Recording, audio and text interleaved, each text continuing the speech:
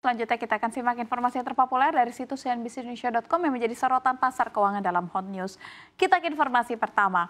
Tekanan masih terus melanda industri penerbangan. Terbaru, perusahaan pembuat pesawat terbang asal Amerika Serikat Boeing memutuskan untuk merumahkan 496 karyawannya pada Selasa waktu setempat. Dalam keterangannya kepada Reuters, Boeing mengatakan bahwa pihaknya sedang melakukan perampingan perusahaan untuk menyelaraskan jumlah tenaga kerja dengan kondisi keuangan yang ada.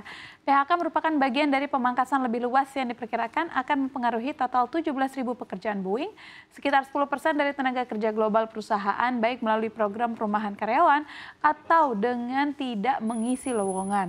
Pemberitahuan serupa pada bulan November mengatakan perusahaan akan memperhatikan lebih dari 2.500 pekerja di Washington, Oregon, South Carolina, dan Missouri.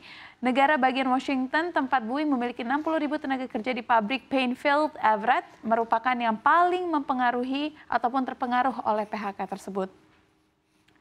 Situasi PHK Boeing ini terjadi pada saat perusahaan mengalami aksi mogok 33.000 karyawan untuk menuntut upah dan insentif yang lebih tinggi saat permintaan perjalanan udara sedang meningkat. Perusahaan itu juga tengah berupaya mengembalikan ritme produksi pesawat 737 MAX setelah rangkaian isu keselamatan.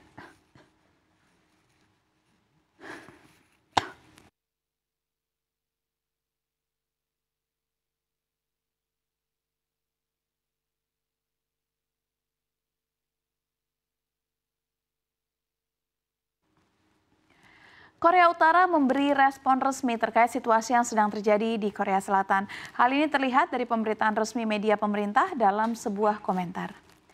Korsel disebut berada dalam kekacauan setelah Presiden Yoon Suk Yeol memberlakukan darurat militer. Media Korut menyebutnya insiden mengejutkan dari boneka Yoon Suk Yeol.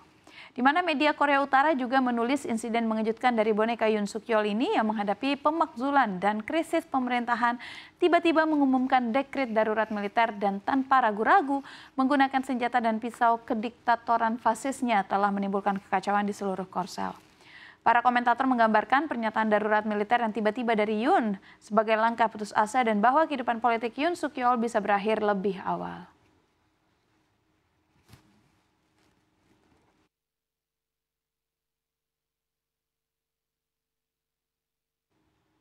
Kita beralih ke Hot News dari dalam negeri, di mana grup Jarum kabarnya hendak mengakuisisi 85% saham PT Gria Mi Sejati, perusahaan yang menaungi Bakmi GM. Transaksi ini akan melibatkan uang sebesar 21 triliun rupiah. Bakmi GM merupakan restoran yang berumur lebih dari 50 tahun. Kisahnya bermula di tepi Jalan Gajah Mada 77, Jakarta Pusat. Lalu atas permintaan konsumen, Bakmi GM membuka kios pertama di Jakarta Selatan, tepatnya di Jalan Melawai pada tahun 1971. Kini Bakmi GM telah diwariskan oleh Chai Siawi dan Louis Kwai Fong kepada anak-anaknya dan memiliki outlet tersebar di Jabodetabek, Bandung, Surabaya, dan juga Bali. Mengutip situs resmi perusahaan, Bakmi GM saat ini melayani lebih dari 30.000 pelanggan perharinya dengan asumsi harga menu sekitar 30 ribuan hingga 50 ribuan, di mana Bakmi GM dapat mengantongi omset 1 miliar rupiah hingga lebih dari 1,5 miliar rupiah per hari. Adapun grup Jarum merupakan salah satu konglomerat terbesar di Indonesia, di mana grup itu dipimpin oleh kakak adik Robert Budi Hartono dan Michael Bambang Hartono.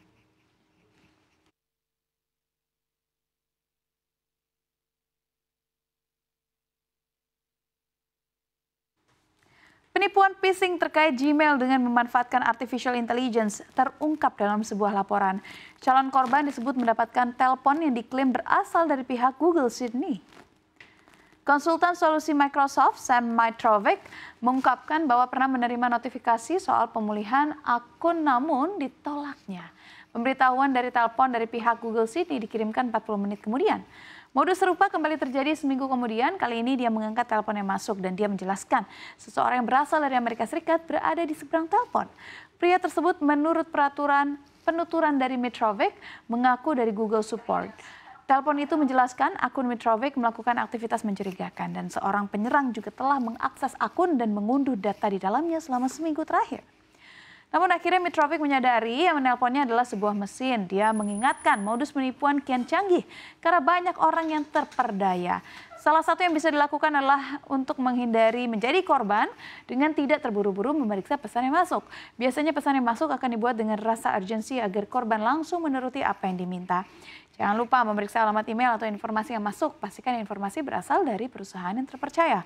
Tips terakhir adalah menggunakan software antivirus untuk melindungi perangkat.